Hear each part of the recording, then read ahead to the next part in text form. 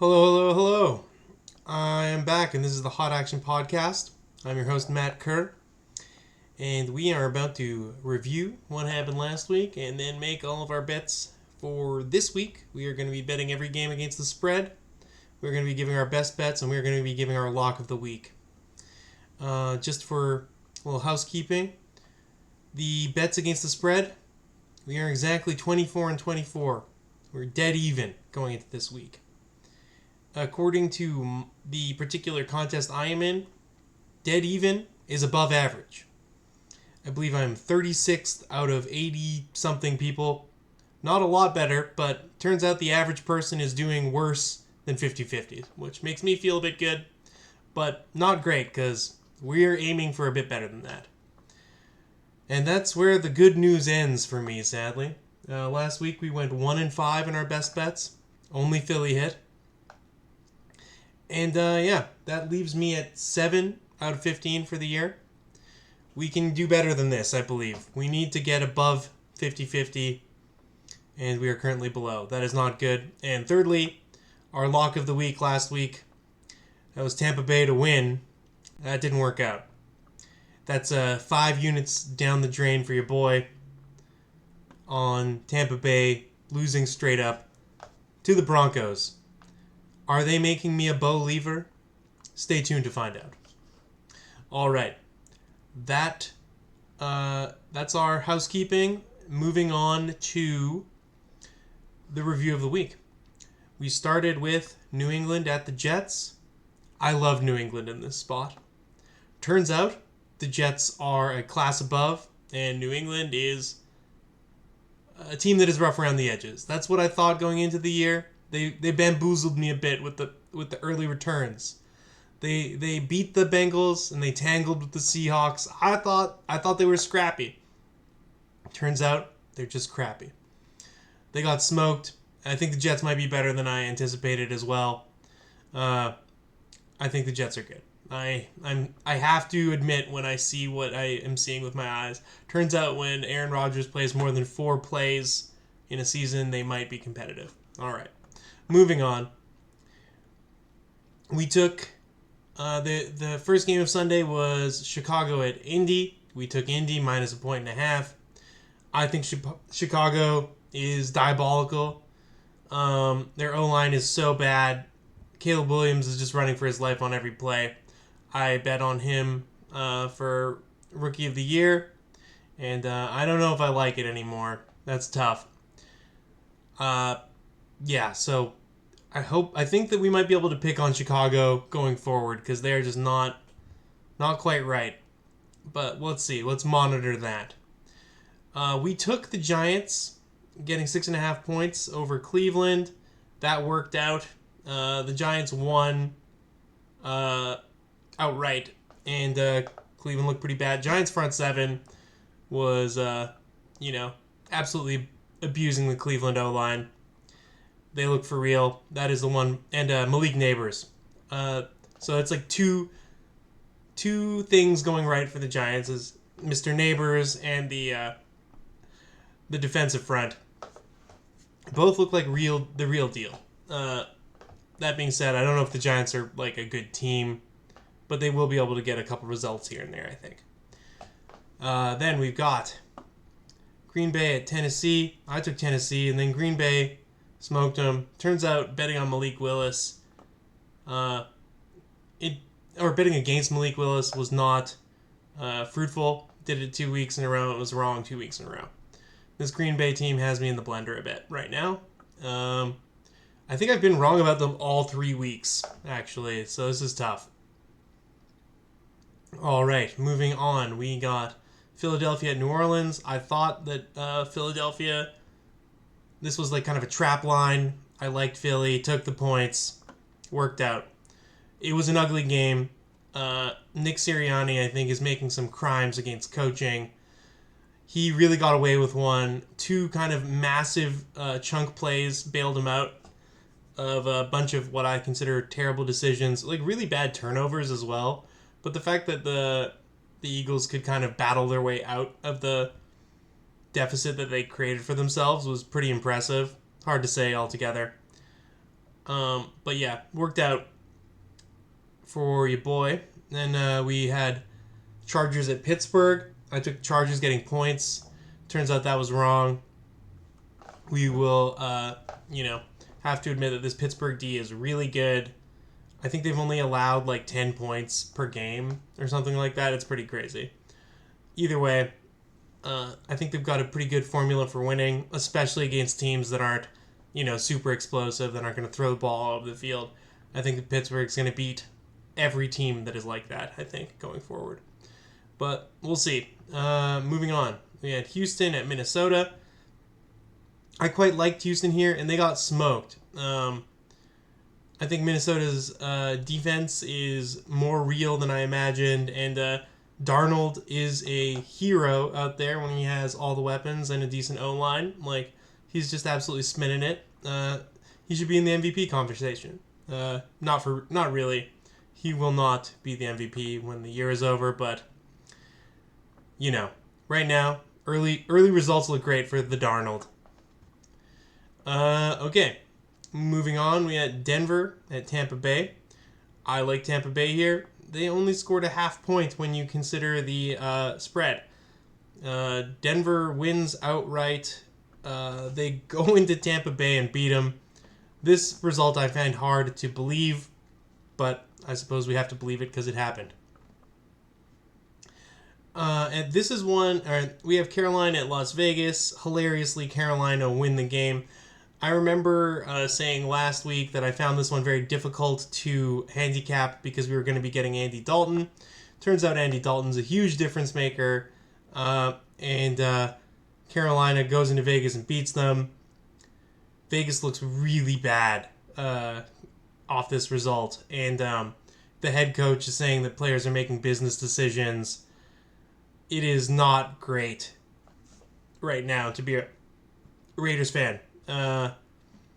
And yeah, I don't know what to think of Carolina because they were such giga ass going into this game. It turns out that changing the quarterback can have such a profound shift on the outcome of things. Because I don't doubt that Carolina would have got smoked with Bryce Young in there. He was, I think they were like a minus 60 over 2 games in terms of point spread or point differential. So things are going quite bad for them. But is this enough to turn this team around? Are they going to be scrappy going forward? Let's see. Then we got Miami at Seattle. I thought usually under Pete Carroll, backup quarterbacks have been Seattle's Jabberwocky. Turns out that under Mike Macdonald, they're no longer a problem. Dude shut down Skylar Thompson and whomever the third-string quarterback was. Things were going very bad for them. Seattle's O-line play, still quite bad, quite concerning. That being said, against very bad quarterbacks, Seattle is getting the job done. We have defeated Skylar Thompson. Who did we play last week? We defeated the Patriots, the Broncos, Bo Nix, and Jacoby Brissett, and Skylar Thompson. That's 3-0, baby. That's how you do it. Beat the bad teams, and you can only beat the teams that you're playing, So, that being said, we're moving on. We got Detroit at Arizona. I like Detroit here. They cover, simple enough formula here. I think Detroit is the better team. And they managed to cover. That's all we need to say about that game. Then we had San Francisco at the Rams. I liked San Francisco minus 7.5. They were covering comfortably for a portion of the day and then absolutely melted down from mid-third quarter onward. The Rams just figured out what to do, and not only did they prevent the cover, they won the game outright. I kind of flip-flopped on this one, but I ended up putting San Francisco in my best bets, if I remember correctly. Yes, I did.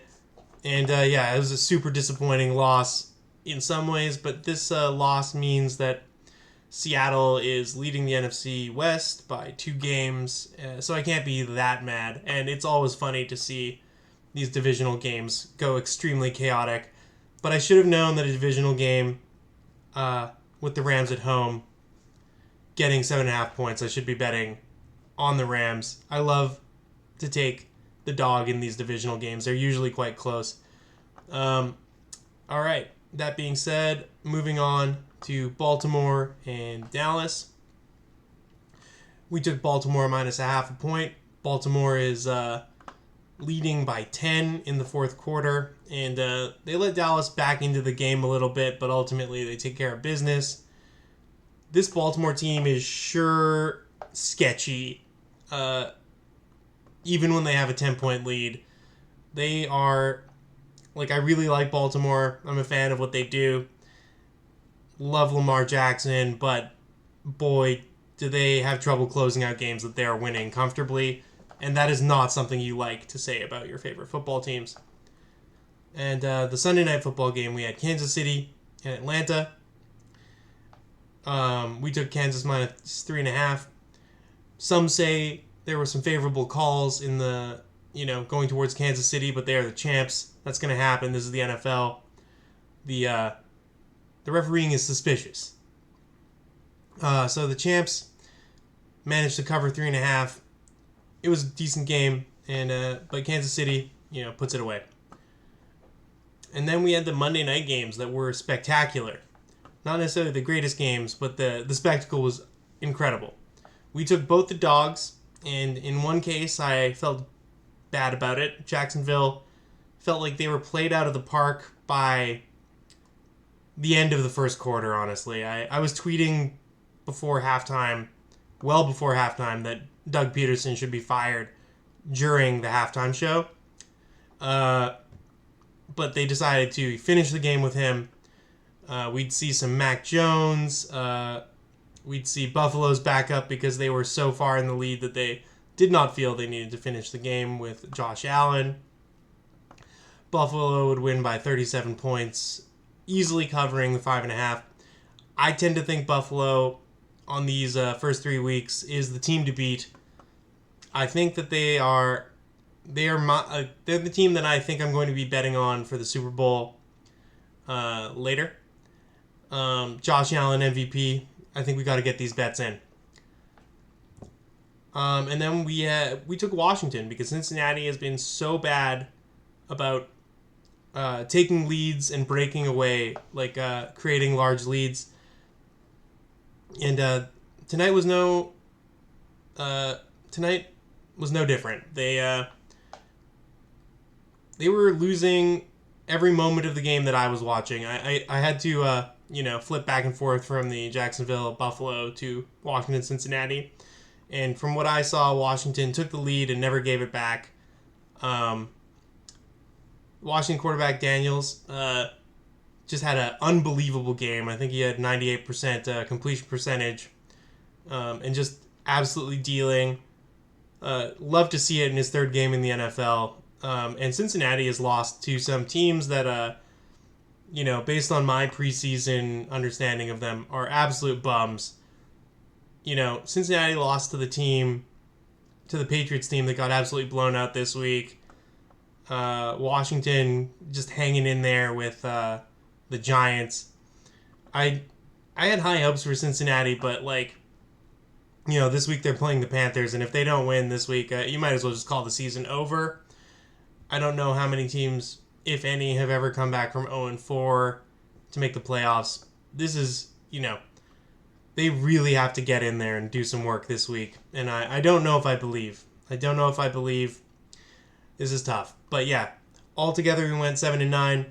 1-5 in best bets, which is great that I could find, 4 losers out of the 9 losers I picked. You love to see it. And then, of course, the lock of the week also failing. The NFL is a cruel mistress. We are moving on. We are starting to do our picks for this week. We're starting out with Thursday Night Football. And a rule I mentioned earlier is that in the divisional games, you will be taking a home dog. We are taking the Giants plus 4.5. Dallas at Giants. Dallas has been kind of all over the place. They are capable of blowing out bad teams. I just don't believe that during a, how do you put it, primetime game away that we are going to see this Dallas team absolutely blow out the Giants. If the Giants can keep Dallas's run game under control, I think they got a chance. All right, so we'll be taking the Giants. Moving on. Sunday morning. We got Pittsburgh at Indy. I have not really liked what I've seen out of Indy so far, and Pittsburgh's defense is stifling. I think they're going to put Richardson in the spin cycle, give him a lot of trouble. I just tend to think that Pittsburgh is going to chunk around and, probably win this game something like 17-7. It's going to be ugly, but Pittsburgh's going to win. 1.5 points isn't enough. I can't bet on Indy. If they do win, I'll be upset, but I'm not going to lose sleep over that. We're taking Pittsburgh. They've covered 3 times in a row. You can't jump off them yet. Another team that just keeps covering. We got Minnesota at Green Bay. Both these teams are actually in cover machines, but I'm going to take the points. Minnesota on the road. Gotta believe in the Darnold. Jordan Love's coming off an injury, and the Minnesota defensive coordinator has been putting bad QBs in the spin cycle, having them seeing ghosts. So hopefully that'll work out. We like the 2.5 points. Both teams are good here. I wouldn't be surprised if this went either way, but we got to bet on it, so that's what we're going to do. All right, then we got Jacksonville at Houston. I feel like Houston's slightly overrated this year. I feel like this is a pretty big line, but I also said that last week when they got smoked by the Bills. I don't know what to do here, but I will be picking Houston. I'll take the home team. And then we've got New Orleans at Atlanta. I feel like New Orleans has overperformed a little bit over the beginning of the year. We'll be taking Atlanta minus 1.5. We like Kirk Chains. I think I still believe that Atlanta's going to win the division. But yeah, so early in the season, though, it looks like New Orleans is absolutely putting in work. But again, I think it might be a little bit trappy here. You're getting 1.5 with New Orleans. I'm taking Atlanta.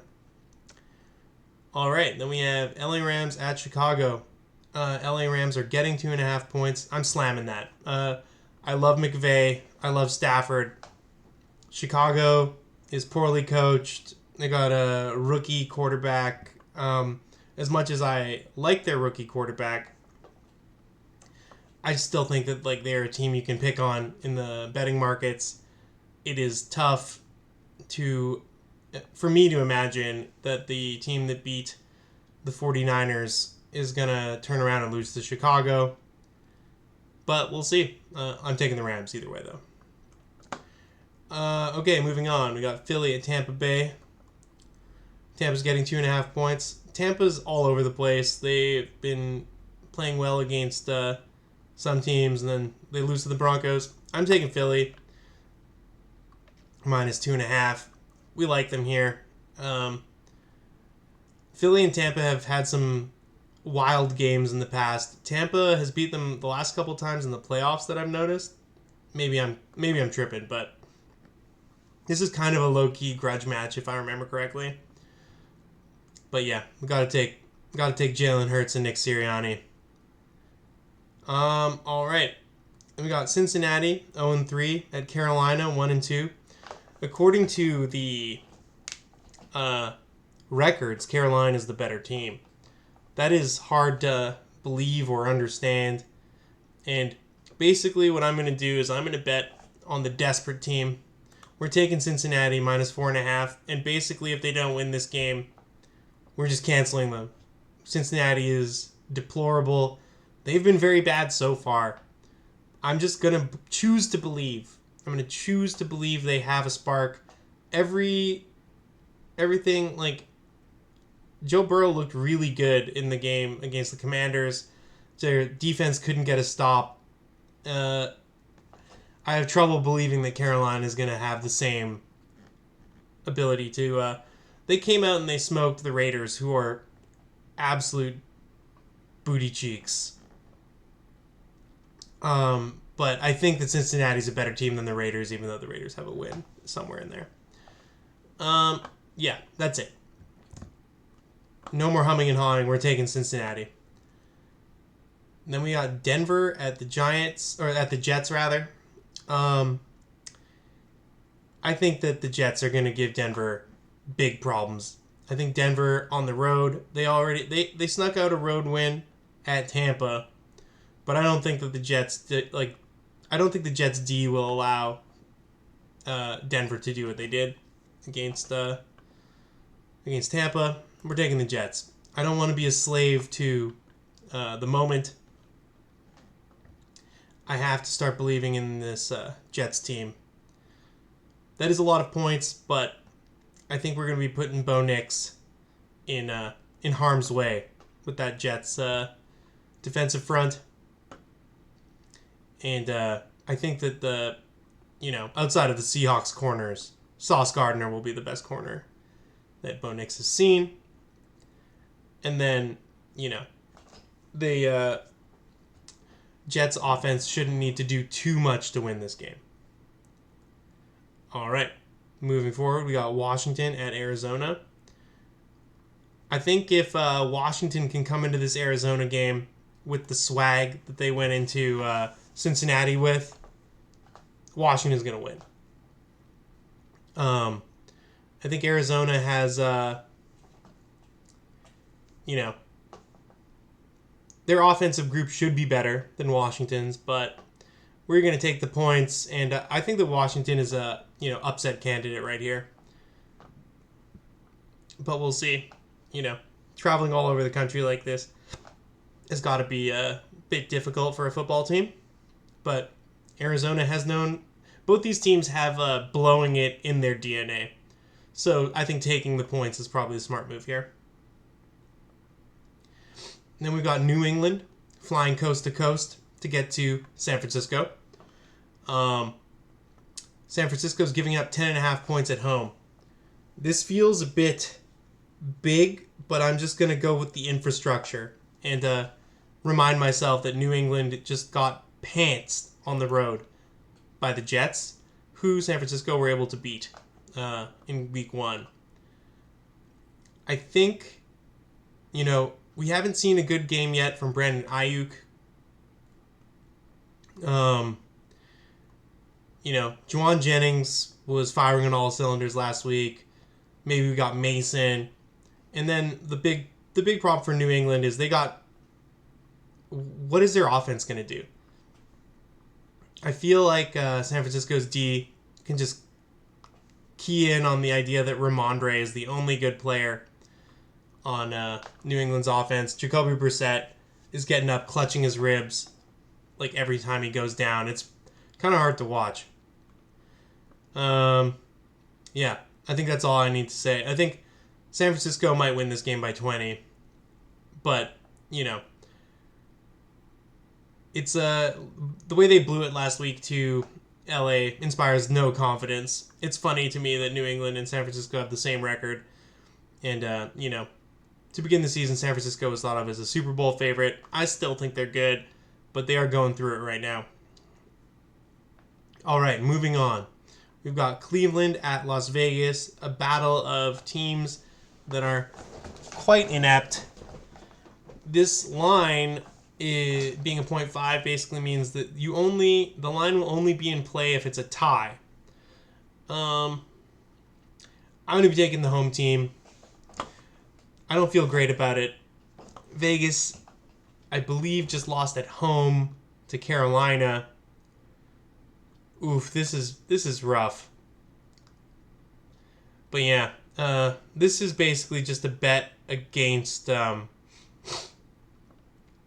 Cleveland, not a bet on the Raiders. But yeah, I really don't know what to make of this game. This is a well constructed line. All right, and then we have Kansas City at the Chargers. Chargers are getting 7.5 points at home. I am of the mindset that I think Kansas City will win this game, but they are having major trouble, breaking away points wise, really dominating any teams. Kansas City is if I understand the statistics correctly, the least explosive offense in the NFL.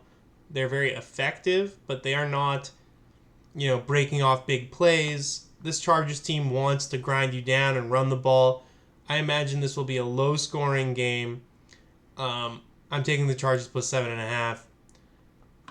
I've been betting on the Chargers, I think, every week since the beginning of the season, and I'm not about to stop now. It's worked most of the time, other than when they're up against elite teams like Pittsburgh. So, Kansas City's not an elite team, right? Moving on. Now we got Buffalo at Baltimore. Buffalo's 3-0, Baltimore's 1-2. This line feels like a trap. Buffalo's getting 2.5 points on the road. I'm taking it. If I'm wrong about this, I'll be happy to be wrong, I suppose. This, I can't make this line make sense. Buffalo's looked absolutely unstoppable. Baltimore's blowing games left and right. If I could bet on, I think a fun bet would be that Baltimore is winning at halftime and loses the game. I want to check out the odds on that one. All right, and that's it for Sunday. Then we have another Monday doubleheader, which I'm not for these. I would like one Monday night game, please. I practice music on Monday night, so I very rarely get to watch the Monday night games. This week was an exception because we canceled practice. But yeah, I am not for these two games on Monday night. This is really not cool, especially Seattle playing on Monday night. I appreciate the primetime games from the NFL, but not like this. All right, we got Tennessee on the road at Miami. This is a tough one. Miami's looked like absolute gigabutt. It's hard for me to bet on them, but I don't know anything about this Tennessee team that's making me want to bet on them either. I think the idea that you're getting a point at home, or a half point at home with Miami, I think I might just take them. I don't feel good about it. I don't feel good about it at all. Actually, you know what? Switching it. We're taking Tennessee. We're taking Tennessee, and if Tennessee loses this game, they are canceled. Season's over. And then in the final game of the Monday night slate, we got Seattle at Detroit. Seattle's getting 4.5 points on the road. If I remember correctly, Seattle has won this matchup the last 2 years in a row. For some reason, Seattle is playing Detroit on the road for the third year in a row, which is kind of unusual that the same matchup would keep coming up when it's not a divisional opponent. And if I remember correctly, Seattle's won it the last 2 years in a row. I think that we're playing well under Mike McDonald. I'm taking the points. I don't know if we're going to win, but I think that hopefully we will be hard to play against on offense. And my biggest worry as a Seattle fan is that our O-line will not hold up to Hutchinson. He's just going to be coming in like a wrecking ball and messing our stuff up. But I think we'll be able to throw on Detroit's secondary. And I think that our defense has held up pretty nice over the first 3 weeks. And Detroit's going to be by far our biggest challenge. But, I just like the points in this scenario. I think it might, 17-20. Why not? Like something like that. 17-21. We're winning those with the points. So we're going to take that. We're going to throw in 45 as our tiebreaker. And that's it for the week in terms of betting against the spread. And then for best bets, we got LA Rams over Chicago. Getting points. Love it. we're taking Pittsburgh -1.5 over Indianapolis. We are taking the LA Chargers over Kansas City. We are taking Buffalo +2.5 over Baltimore. And finally, we are taking the New York Jets -7.5 over Denver. And that is all my bets for the best bets and my lock of the week, which so far I believe has been 0-3 if you count my survivor picks as locks of the week. Whatever, they're all the same. One high conviction bet of the week is that the Jets win. If they can't beat Denver at home, this Jets team will need to do some soul searching, but the amount of incredibly bad results that have happened already over 4 weeks makes you think that this league is pretty close to random sometimes. As they say, any given Sunday. And yeah, that is it for me this week. This has been Hot Action Podcast. I'm your host, Matt Kerr. See you next week. Peace.